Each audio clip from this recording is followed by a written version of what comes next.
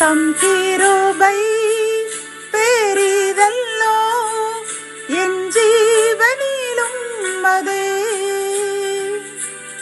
இம்மட்டும் காத்ததுவே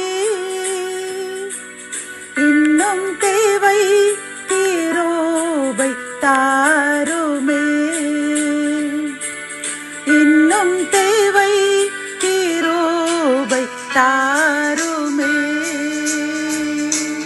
கர்த்தரும் இரட்சகருமாகிய இயேசு கிறிஸ்துவின் ஈடு இணையற்ற நாமத்தில் சேனைகளின் கர்த்தர் ஊழியத்தின் மூலம் 10/6/2025 இந்த நாள் உங்களுக்கும் உங்கள் சந்ததிகளுக்கும் மகிழ்ச்சியின் நாளாக அமையப் போகிறது என்று மனதார வாழ்த்துகின்றேன். இன்று நாம் அறியவிருக்கும் கிருபையின் வார்த்தைகள் யோனா 2 அதிகாரம் 2 என் நெருக்கத்தில் நான் கர்த்தரை நோக்கி கூப்பிட்டேன், அவர் எனக்கு உத்தரவு அருளினார். நான் பாதாளத்தின் வயிற்றிலிருந்து கூக்குரலிட்டேன், நீர் என் சத்தத்தை கேட்டீர். கத்தோலிக்க வேதாகமம் இவ்வாறு கூறுகின்றது, ஆண்டவரே, எனக்கு இக்கட்டு வந்த வேளைகளில் நான் உம்மை நோக்கி மன்றாடினேன். நீர் என் மன்றாட்டுக்கு செவி சாய்த்தீர். பாதாளத்தின் நடுவிலிருந்து உம்மை நோக்கி கதறினேன், என் கூக்குரலுக்கு நீர் செவி கொடுத்தீர் என்கின்றது. பிரியமான சகோதரனே, சகோதரியே, இந்த செய்தியை கேட்டுக்கொண்டிருக்கின்ற உங்களை பார்த்து கர்த்தர் கூறுகின்றார், நீங்கள் ஏதோ ஒரு காரியத்திற்காக நீங்கள் அழுது மன்றாடி இனி அவ்வளவுதான் நம் வாழ்க்கை முடிந்தது என்று யோனா எப்படி அந்த மீனின் வயிற்றுக்குள் இருந்து 3 நாள் இருந்து விண்ணப்பம் பண்ணியிருப்பான். அவ்வளவுதான், நம் கதை முடிந்தது, இந்த மீன் நம்மை சாப்பிட்டு விட்டது, இனி நாம் மரித்து பாதாளத்திற்குள் தான் செல்ல வேண்டும் என்று நினைத்துதான் அவன் கர்த்தரை நோக்கி கெஞ்சி கூப்பிட்டான். உடனேதான் இந்த வசனத்தில், நான் நெருக்கத்திலே கர்த்தரை நோக்கி கூப்பிட்டேன், அவர் எனக்கு ஒரு உத்தரவு அருளினார். பாதாளத்தின் வயிற்றிலிருந்து கூக்குரலிட்டேன், நீர் என் சத்தத்தை கேட்டீர் என்று அவன் கர்த்தருக்கு நன்றி கூறினான்.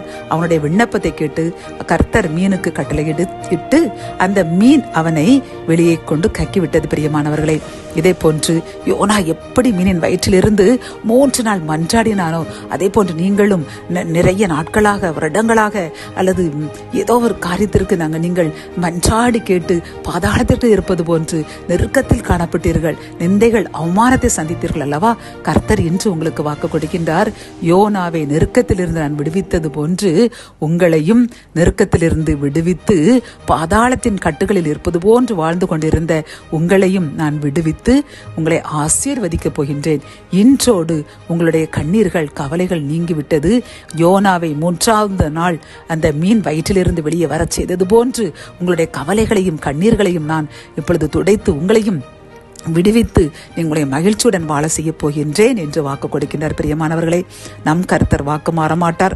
ஆகவே கர்த்தருக்கு நன்றி கூறுங்கள்.